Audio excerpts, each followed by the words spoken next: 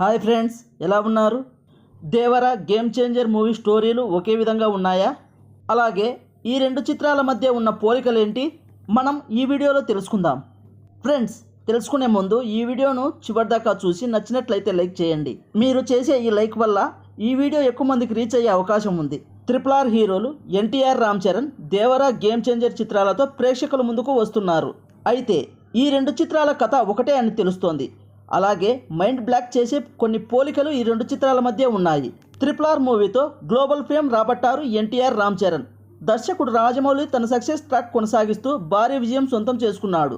World వైడ్గా RRR movie 12 కోట్లకు పైగా వసూలు రాబట్టింది. భీమ్ రామ్ పాత్రల్లో ఎన్టీఆర్, చరణ్ మెస్మరైజ్ చేశారు.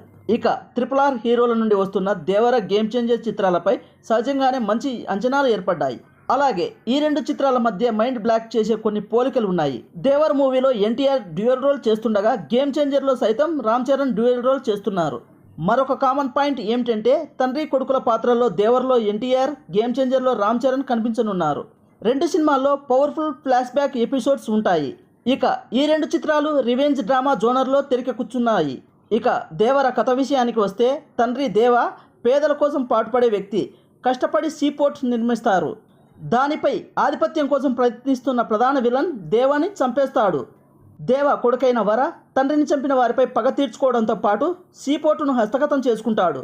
ఇది ప్రచారంలో ఉన్న దేవర స్టోరీ. ఇక గేమ్ చేంజర్ స్టోరీ కూడా దీనికి చాలా దగ్గరగా ఉంటుంది. ఈ మూవీ కూడా ఓ రివెంజ్ డ్రామానే. నీతి నిజాయితీ గల రాజకీయ నాయకుడు రామ్ చరణ్ తండ్రి ఒక రాజకీయ పార్టీని స్థాపించి అధికారంలోకి తెస్తాడు. అధికార దాహంతో పక్కనే ఉన్న నమ్మిన బంటు వెన్నుపోటు పొడుస్తాడు. ఇక కొడుకు పాత్రలో నటిస్తున్న రామ్ చరణ్ IAS అధికారి అవుతాడు.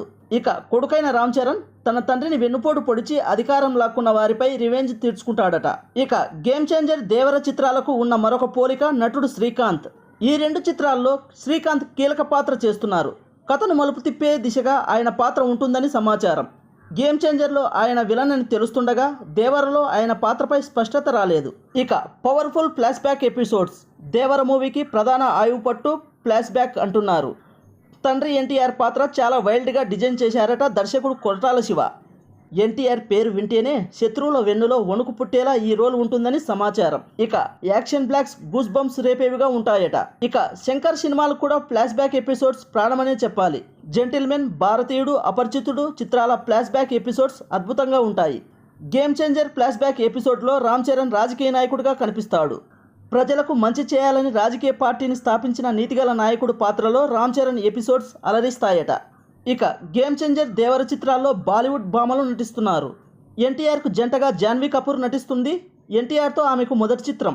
రామ్ చరణ్కి జంటగా కైరా అద్వానీ నటిస్తున్న విషయం తెలిసిందే. వీరి కాంబోలో ఇది రెండవ చిత్రం. ఇక ఈ రెండు చిత్రాల బడ్జెట్ విషయానికొస్తే దేవర చిత్రం బడ్జెట్ 300 నుంచి 350 కోట్లని సమాచారం. అలాగే గేమ్ చేంజర్ చిత్రాన్ని కూడా దాదాపు 300 కోట్లకు పైగా బడ్జెట్తో తెరకెక్కిస్తున్నారు. ఇవి ఈ చిత్రాల మధ్య ఉన్న ఆసక్తికరమైన పోలికలు. మరి ఈ రెండు చిత్రాల్లో ఏది భారీ విజయం సాధిస్తుందో కామెంట్ బాక్స్లో తెలియజేయండి. ఫ్రెండ్స్, వీడియోలు చూస్తున్నారు కానీ లైక్ చేయట్లేదు. ఇక ఈ వీడియో మీకు నచ్చినట్లయితే తప్పకుండా లైక్ చేయండి ఫ్రెండ్స్. అలాగే మన ఛానల్ను కొత్తగా చూస్తున్న వారైతే సబ్స్క్రైబ్ చేసి బెల్ ఐకాన్ ఆన్లో ఉంచుకోండి. మరిన్ని వీడియోస్తో మీ ముందుకు వస్తాము.